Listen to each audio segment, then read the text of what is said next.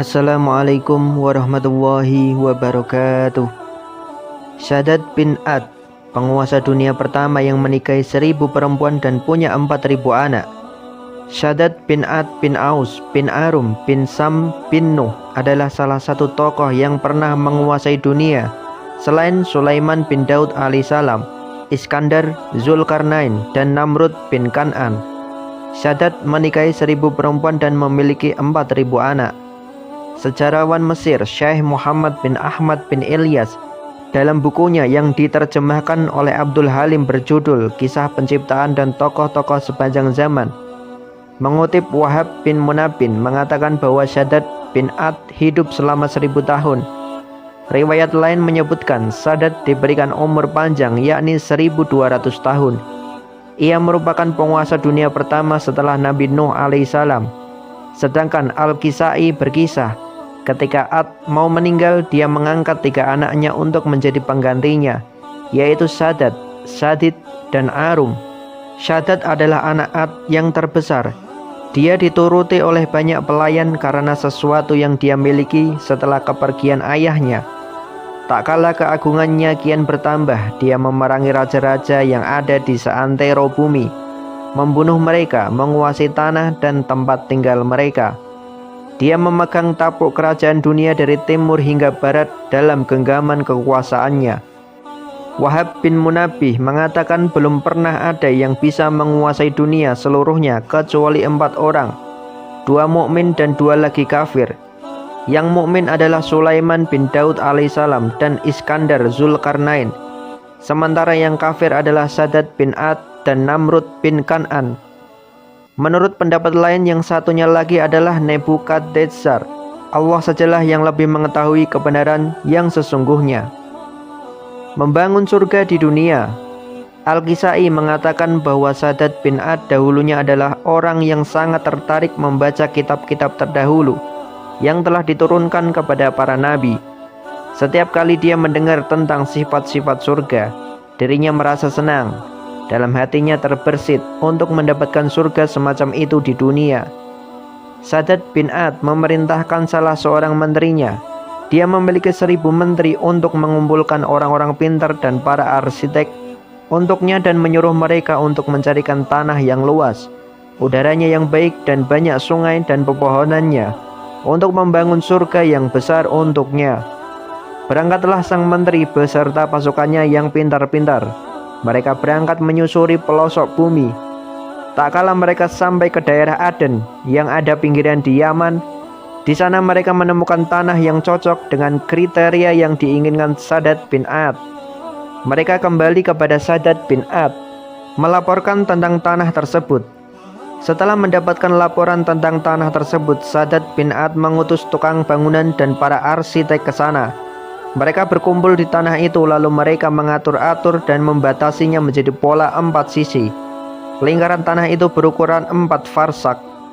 Setiap sisinya berukuran 10 farsak.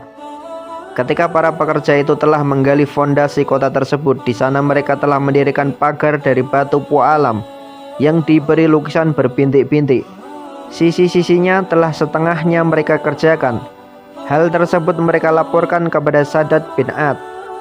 Mendengar laporan tersebut, Shaddad bin Ad berkata kepada para menterinya, "Tidakkah kalian tahu bahwa aku telah menguasai dunia seluruhnya?"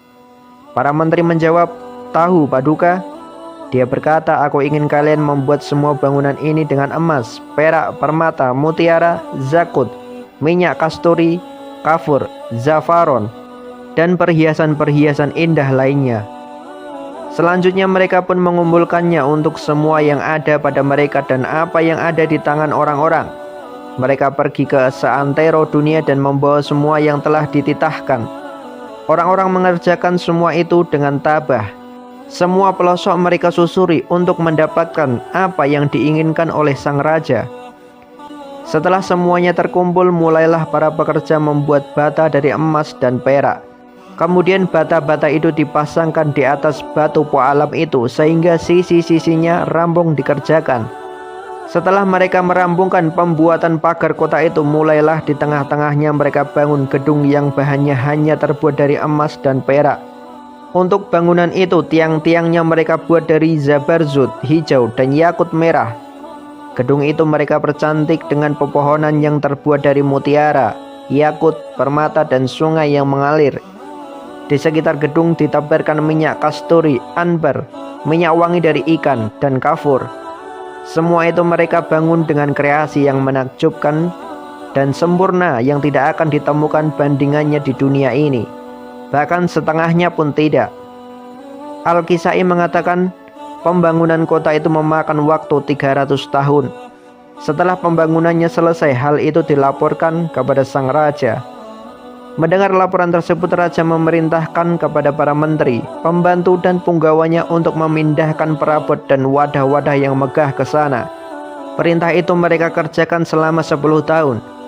Setelah mereka selesai, Raja Shaddad beserta seluruh wanitanya, pelayannya, menteri, pembantu beserta wanita-wanitanya dan para punggawanya berangkat ke sana dengan menggunakan tunggangan yang berpelanaan dari emas yang sempurna, hasil kreasi para arsiteknya. Ketika mereka sampai ke pintu kota itu dan raja ingin masuk ke sana, terlebih dahulu tiba-tiba ada seorang malaikat yang diutus oleh Allah kepada Shaddad. Malaikat itu berkata, "Hai Shaddad, jika engkau mengakui keesaan Allah, maka aku mempersilahkanmu untuk masuk. Akan tetapi jika engkau tidak mau mengakuinya, maka pada saat ini juga aku akan merenggut ruhmu." Mendengar ujaran malaikat itu, Shaddad menolak. Ia kafir dan mendurhakainya. Oleh karenanya malaikat itu berteriak kepada mereka dengan sekali terikan sehingga mereka semua mati. Tidak ada seorang pun dari mereka yang masuk ke kota itu. Di muka bumi tidak pernah ada sebuah kota yang seperti kota itu. Allah berfirman, "Apakah kamu tidak memperhatikan bagaimana Tuhanmu berbuat terhadap kaum Ad, yaitu penduduk Iram yang mempunyai bangunan-bangunan yang tinggi yang belum pernah dibangun suatu kota seperti itu di negeri-negeri lain." Quran Surat Al-Fajr ayat 6-8. Dalam hal ini para ulama berbeda pendapat. As-Sadi mengatakan bahwa kota yang telah dibangun oleh Shaddad bin Ad hingga saat ini masih ada. Seorang laki-laki keturunan Arab yang bernama Abdullah bin Kilabah pernah masuk ke sana. Kejadian itu terjadi pada masa kekhalifahan Muawiyah bin Abi Sufyan pada tahun 48 Hijriah. Kota ajaib. Suatu ketika seorang pemuda bernama Abdullah bin Kalaba tengah mencari untanya yang hilang. Ia berjalan ke sana ke sini untuk mencari untanya yang hilang hingga sampai ke wilayah Ad. Di tengah wilayah yang asing itu, ia menemukan sebuah kota yang dikelilingi parit. Dalam buku Hayatul Qulub karya Said Muhammad Bagir Al-Majlisi dijelaskan, Abdullah pun mendekat dan mengira kota itu berpenghuni sehingga ia bisa mencari informasi tentang untanya. Namun setelah mendekat, ia tidak berjumpa dengan siapapun yang hendak ke kota itu. Kemudian sampailah Abdullah di gerbang kota itu. Ia turun dari unta betinanya dan menambatkan hewan itu. Abdullah kemudian mengeluarkan pedang dari sarungnya dan berjalan memasuki kota. Ia melihat dua gerbang lagi yang jauh lebih tinggi dibandingkan yang pernah ditemui siapapun. Gerbang itu terbuat dari kayu dupa dan bertatakan batu rubi berwarna kuning dan merah yang memancarkan sinar ke area sekitarnya. Melihat pemandangan ini, ia terpesona. Dibukanya pintu dan ia masuk. Ternyata ia menemukan sebuah kota lagi yang sama berkilau dan sama indahnya dengan kota pertama. Ia melihat sejumlah istana di dalamnya yang dibangun dengan pilar-pilar bertahtakan zamrud dan rubi. Semua istana memiliki jendela dan semuanya tersusun dari emas, perak, mutiara, rubi dan zamrud.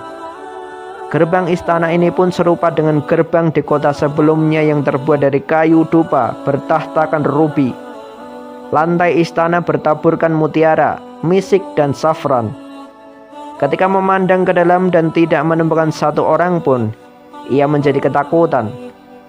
Istana itu dikelilingi kebun yang ditanami berbagai pohon buah-buahan. Sungai mengalir di bawahnya pepohonan itu. Abdullah mengira taman ini serupa dengan surga yang dijanjikan Allah bagi orang saleh.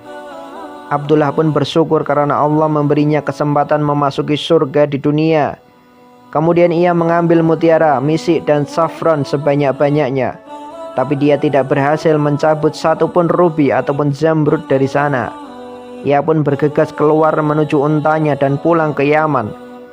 Sesampainya di Yaman, Abdullah segera menceritakan perihal kota ajaib yang dikunjunginya kepada teman-temannya. Dengan cepat kisah itu tersebar dari mulut ke mulut hingga sampai ke telinga Muawiyah melalui Ka'ab bin Akbar. Ka'ab pun menjelaskan kepada Muawiyah bahwa kota yang didatangi Abdullah mirip dengan cerita tentang kota yang dibangun Sadat putra Ad. Itulah kota Iram yang disebut Allah di dalam Al-Quran dengan sebutan tidak ada kota yang dibangun seperti kota itu.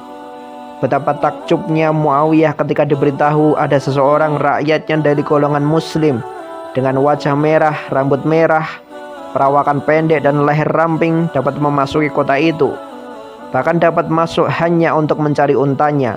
Ibnu Babawi dalam kitab Al-Mu'amirun menjelaskan Hisham bin Sa'ad berkata, "Aku melihat batu di Alexandria yang berterakan tulisan. Tulisan itu berbunyi, aku adalah Sadat, putra Ad. Aku yang membangun kota Zat al-Imad. Tidak ada kota yang menyerupainya. Aku telah menggalang pasukan besar dan menaklukkan tanah demi tanah dengan kekuatanku. Dan kudirikan istana-istana Iram pada masa ketika tiada orang berusia tua atau mati. Dan batu-batu seperti bunga dan aku tenggelamkan ke lapisan ke-12 sehingga tak ada seorang pun yang bisa menyelamatkannya. Tetapi umat Muhammad akan mengeluarkannya." Letak kota Zat al-Imad. Keberadaan Zat al-Imad disebutkan dalam Al-Quran surat Al-Fair ayat 17. Irama Zatil Imad, yaitu penduduk Iram yang mempunyai bangunan-bangunan yang tinggi. Syekh Wahab Az-Zuhaili dalam tafsir Al-Wajiz menjelaskan Ad adalah masyarakat Ar-Ramilah yang terletak di Ar-Rubu Al-Kali antara Hadramaut dan Najran di arah timur Jazirah Arab. Nabi mereka adalah Hud. Suatu ketika Syekh Al-Bassam ditanya ketika mengajar di Masjidil Haram tentang apakah itu Iram yang memiliki bangunan tinggi. Syekh menjawab, ia adalah negara Ad, kaumnya Hud. Ia terletak di Ar-Rubu Al-Kali yang dekat dengan Hadramaut dan Al-Aqaf. Itulah yang disebut An-Nufuk atau Al-Rimal, yang menyerupai dengan gunung tinggi yang meliuk-liuk. Sedangkan Syekh Umar Sulaiman Al-Ashqar dalam Subdatut Tafsir min Fadil Qadir menjelaskan kaum Ad penduduk kota Iram, nama lain dari kaum Ad yang mempunyai bangunan-bangunan yang tinggi, penghuni kemah-kemah yang tinggi. Itulah kisah Sadat bin Ad, penguasa dunia pertama yang menikahi 1000 perempuan dan punya 4000 anak, yang membangun istana bak surga yang sangat megah tiada tara di dunia ini. Wallahu a'lam bishawab. Semoga bermanfaat. Wassalamualaikum warahmatullahi wabarakatuh.